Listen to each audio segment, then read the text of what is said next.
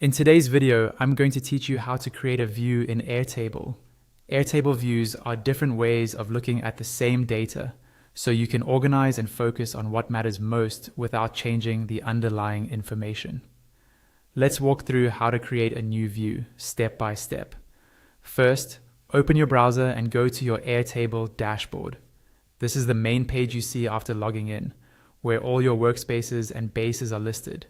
If you're not there already, you can usually get back to it by clicking the Airtable logo in the top left. Take a moment to find the workspace that holds the base you want to work with, especially if you have several.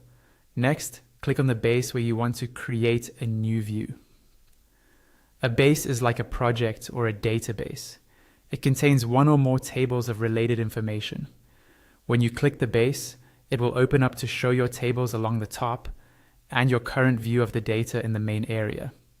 Now, look over to the left-hand side of your screen where your views are listed.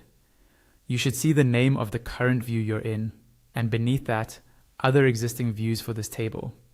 In that area, find and click on the option that says Create New, or something similar. This is where you start setting up an additional way of looking at your table. When you click to create a new view, Airtable will offer you several view types to choose from, such as grid, calendar, gallery, Kanban, timeline, list, and Gantt.